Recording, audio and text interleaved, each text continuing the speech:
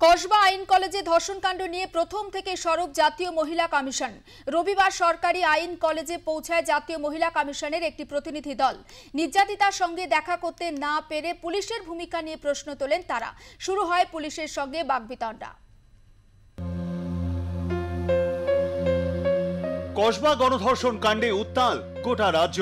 সেই আবহে রবিবার ল কলেজে যান জাতীয় মহিলা কমিশনের সদস্যরা। ঘটনাস্থলে যান সদস্য অর্চনা মজুমদার সহ আরো দুজন। প্রথমে পুলিশের বাধার মুখে পড়তে হয় জাতীয় মহিলা কমিশনের সদস্যদের। তারা ক্রাইম সিন পরিদর্শনের পাশাপাশি ঘটনাস্থলের ছবি ও ভিডিও করতে চান। তা করা যাবে না বলে জানিয়ে দেওয়া হয় পুলিশের তরফে, আর তাতেই বাধে গোল। পুলিশের সঙ্গে তর্কাতর্কিতে জড়িয়ে পড়েন জাতীয় মহিলা কমিশনের সদস্যরা। এসিপি পদমর্যাদার পুলিশ আধিকারিক বিধান সাহা জানিয়েছেন, ক্রাইম স্পটে প্রবেশ করতে পারবেন না, ভিডিওগ্রাফি করতে পারবেন না। যে ঘরগুলো সিল করা রয়েছে সেগুলো সিল করাই থাকবে। পরে ছবি না তোলার শর্তে তাদের ভিতরে ঢুকতে দেওয়া হয়। তবে যে ঘরগুলো তদন্তের স্বার্থে বন্ধ করা রয়েছে তা খোলা হয়নি। ঘটনাস্থল ও কলেজ চত্বর ঘুরে দেখার পর নির্যাতিতার সঙ্গে দেখা করতে চান অর্চনা মজুমদার। পুলিশের ভূমিকা নিয়ে প্রশ্ন তোলেন অর্চনা দেবী।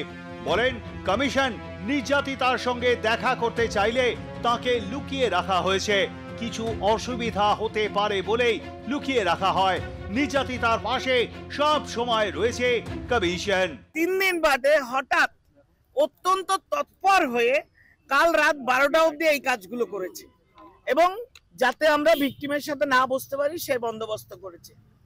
এখন বহু কষ্টে বহু লড়াই চিনি চাপাটির পরে এই রাজ্যে এই ঘটনাস্থলে শুধুমাত্র ঢুকলাম এবং ক্যামেরা লাগানো আছে, সেটা নতুন করে লাগানো হয়েছে ঘটনার পরে। আগে 4টে ক্যামেরা ছিল, এখন 12টা ক্যামেরা লাগানো হয়েছে এই ঘটনা গ্যাং রেপের পরে। সেইটা আছে, কোনো দ্বিতীয় প্রাণী নেই পুলিশ ছাড়া। একজন নতুন সিকিউরিটি গার্ড যিনি কিছুই জানেন না তাকে সামনে দাঁড় করানো হয়েছে, বাকি কেউ নেই। ওপর থেকে নিচ অব্দি সমস্ত তালা বন্ধ। আমি স্পটে এসে ঘুরে গেলাম যে এটা স্পট, এখানে আমি এসেছিলাম না। আমি ক্রাইম সিনে ঢুকতে পেরেছি না, আমি ওদের কমন রুমে ঢুকতে পেরেছি না, আমি কলেজের ওপর দেখতে পেরেছি না বাইরে দেখতে পেরেছি না। কোথায় আছে এই পয়েন্টটা রাখুন। Police is custodian. একটা গ্যাং রেপের পরে পুলিশের দায়িত্বে, পুলিশের প্রহরায়, পুলিশ তাকে নিরাপত্তায় রেখেছে।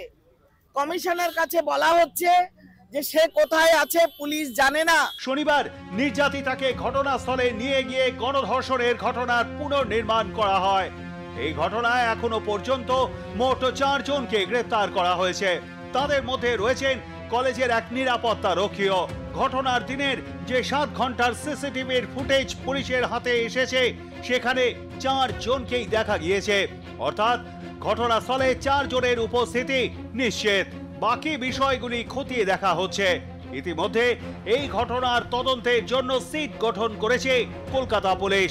5 সদস্যের ওই তদন্তকারী দলের নেতৃত্বে রয়েছেন কলকাতা পুলিশের অ্যাসিস্ট্যান্ট কমিশনার। কলকাতা থেকে সায়ন্তিকা বন্দ্যোপাধ্যায়ের রিপোর্ট, আর প্লাস নিউজ।